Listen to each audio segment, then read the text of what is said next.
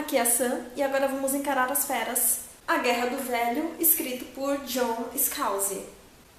A primeira frase do primeiro parágrafo do primeiro capítulo deste livro é: no meu aniversário de 75 anos fiz duas coisas. Visitei o túmulo da minha esposa, depois entrei para o exército. Sim, a trama principal desse livro é baseada em um universo em que, ao completar 75 anos, as pessoas se alistam no exército e vão para a guerra. E essa guerra é uma guerra de ficção científica. Ela acontece no espaço depois que os seres humanos começaram a colonizar outros planetas. Mas como é que pessoas de 75 anos entram para o exército? E nesse universo, as pessoas têm duas opções ao completar 75 anos. A primeira, seguir adiante com a vida, morrer de motivos naturais. A segunda opção, se alistar no exército.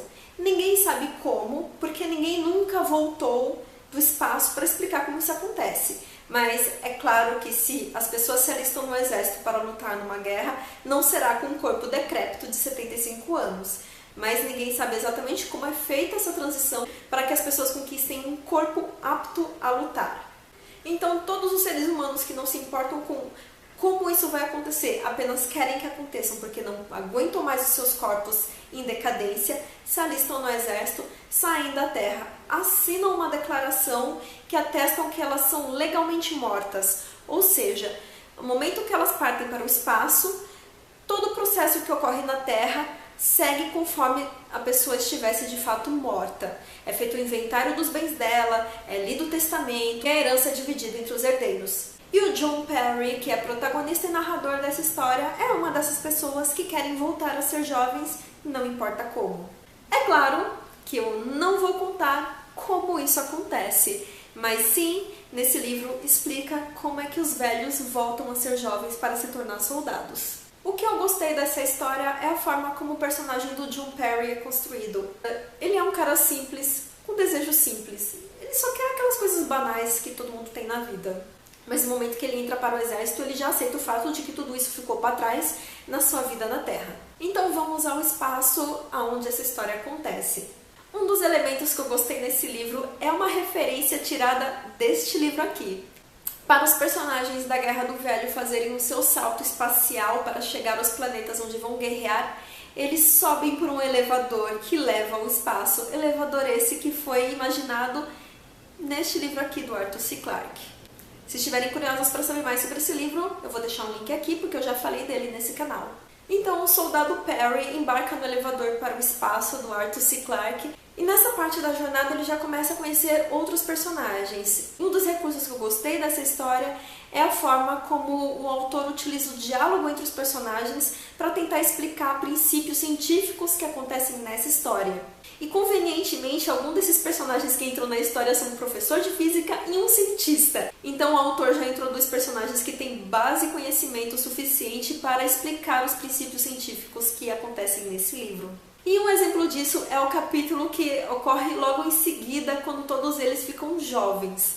Eu acredito que seja uma brincadeira do próprio autor com relação a essas histórias em que todo mundo é bonito, todo mundo é atraente, todo mundo é gostosão. Os próprios personagens ficam se perguntando, cara, nós somos a imagem e semelhança de nós mesmos, mais jovens, só que mais bonitões e mais gostosões. Por que eles se deram o trabalho de fazer isso? E aí entram questões de conhecimento humano para explicar que todos eles estão indo para a guerra e é necessário que exista um certo sentimento de companheirismo e desejo de defender e proteger o coleguinha. E que o ser humano é sempre mais propenso a querer proteger e ser mais amigo e mais próximo de pessoas mais bonitas. Então isso explicaria todo esse esforço científico para que quando eles fossem transformados em jovens novamente, fossem jovens bonitos e atraentes. Após essa introdução, a história começa a ser narrada como se fossem episódios. E logo no início da história, quando eles estão se acostumando aos novos corpos rejuvenescidos deles, um dos oficiais explica que pelo menos 3/4 deles irão morrer antes de completar os 10 anos mínimos com os quais eles se comprometeram a servir o exército. Então, sim, esse livro introduz muitos personagens e mata muitos personagens. E a morte de cada um deles se torna um episódio dentro dessa série de batalhas que o John Perry, protagonista, descreve para nós. É claro que existe um ponto de virada nessa história que faz com que esse livro deixe de ser uma série de contos e retome uma linha narrativa que conecta o início ao final. E obviamente eu não vou contar pra você o que seria isso, porque isso seria um spoiler. Se você ficou interessado e curioso, você tem que ler esse livro. E eu recomendaria que você lesse esse livro? Sim, eu recomendaria. Esse livro tem reflexões interessantes a respeito da condição humana. Não chega a ser nada muito filosófico, profundo, como um Marcel Proust ou um Michel Foucault da vida, mas ainda assim são reflexões válidas.